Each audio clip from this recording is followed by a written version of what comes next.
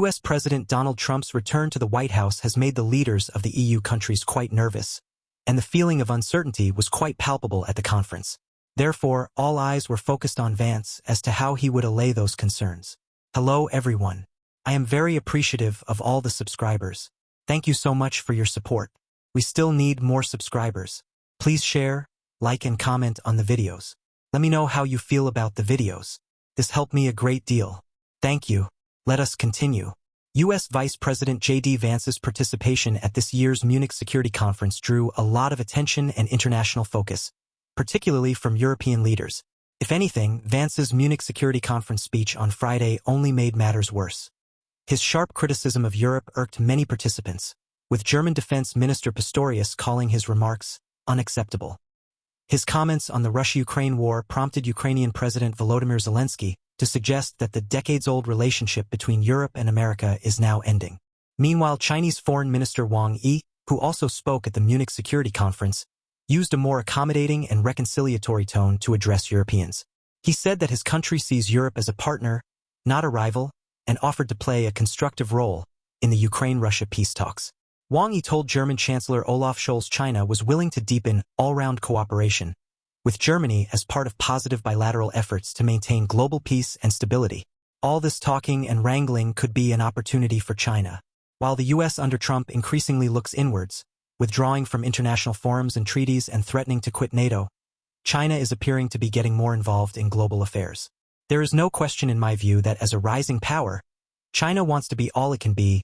Graham Allison, professor of government at Harvard University and China expert, told DW on the sidelines of the Munich Security Conference. If the U.S. withdraws from trade agreements, countries that want trade agreements in order to grow economically, for instance China, would fill this vacuum, he added. Allison underlined that if Trump keeps leaving international institutions, China will be a champion. Chinese President Xi Jinping has noticed that there is a lot of opportunity out there, and if the U.S. plays its hand badly, it makes easier for Beijing to be successful. China has been investing heavily in many parts of the world, including Asia and Africa, which has increased its clout in these regions in the past decades. Be it Afghanistan or the Middle East, China has used its influence to mediate conflicts there. Can Europe and China come closer together? Yao Yang, director of the China Center for Economic Research at Peking University, told DW that Europe needs to adopt an independent policy towards China, should it want to forge closer ties. If the U.S. under Trump wants to give more priority to its domestic issues, then Europe should do the same, Yao said. It should do so for its defense, for its security, and for its foreign policy. There is a huge space for China and Europe to collaborate on. But China's close relationship with Russia could be a hindrance in this regard. Beijing recently welcomed Trump's move to reach out to his Russian counterpart Vladimir Putin to end the war in Ukraine and said it was willing to play its role. China wants to present itself as a peacemaker, that it is not in favor of wars, and that it wants to be involved in ending wars, according to Allison. Yao believes that ending Russia's war in Ukraine is in China's economic interest. China trades with both Russia and Ukraine. So, Beijing would definitely want to push for peace in that region, he underlined. But for Europe to trust China, it would be crucial that she won't support a deal that goes against its own interests. Chinese Foreign Minister Wang Yi tried to assure European leaders in Munich that it can be trusted, and that peace can be achieved in Ukraine if all stakeholders participate in negotiations. US leaders say Europe needs to do more for its own security, because Washington has bigger fish to fry. The U.S. is prioritizing deterring war with China in the Pacific, recognizing the reality of scarcity and making the resourcing trade-offs to ensure deterrence does not fail. Europe got the cold shoulder almost immediately upon Donald Trump's return to the White House. He's threatened tariffs on the EU and criticized the bloc's defense spending. Analysts have warned that ties between Washington and Europe are a two-way street, and that good relations with Europe are key to the US's broader goals in Asia. When there are signs of weakening of US engagement, support, and commitment to European security concerns, in the longer term, key amongst those aims is preventing a Chinese invasion of Taiwan and disruption to key trade routes that surround it.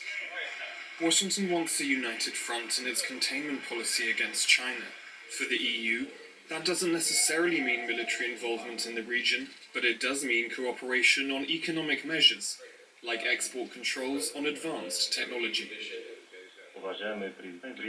All that has put Europe in a difficult bind. The continent is skeptical of Beijing and has heavily criticized China for what they say is its tacit support of Russia's invasion of Ukraine, as well as flooding European markets with cheap Chinese imports. But analysts say Washington's transactional approach to Europe could leave them no choice but to draw closer to Beijing. Europeans feel squeezed, and they don't want to cut off the ties with China because they're fearful of having given the U.S. too much leverage in this type of complex geopolitical field that they're playing in. In Munich, China will be represented by Wang Yi, the country's top diplomat. He has long tried to cast Beijing as a responsible stakeholder in world affairs. Changes have been accelerating this century. Global challenges come one after another. International cooperation and coordination between great powers have become more urgent and important. And while Washington tests the limits of its alliances, Europe may be more willing to lend an ear to Beijing's take on managing a more volatile world. In the meantime, most European leaders support Ukraine's NATO membership, with the exception of Slovakia, Hungary, Germany, and the United States, the Turkish news agency Anadolu reports, citing Ukrainian President Volodymyr Zelensky. However, the U.S. factor plays a significant role in influencing these opinions. President Zelensky said to journalists at Ankara airport after meeting with Turkish President Recep Tayyip Erdogan. Zelensky also highlighted President Erdogan's support for Ukraine's future NATO membership. If NATO is not an option, what security guarantees are we talking about?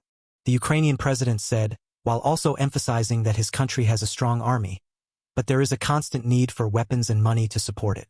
Noting that Ukraine also needs economic security guarantees, Zelensky stated that, for this, we must join a big market like the European Union. Earlier, Pentagon Chief Pete Hegseth stated at a Ramstein format meeting that the U.S. does not view Ukraine's NATO membership as a realistic outcome of peace negotiations. Moreover, U.S. President Donald Trump said that he considers Ukraine's NATO membership to be unlikely or impractical. Support for joining the EU and NATO among Ukrainians remains consistently high. At the beginning of 2025, 69% support joining the EU and 67% are in favor of joining NATO. Zelensky must be having sleepless nights.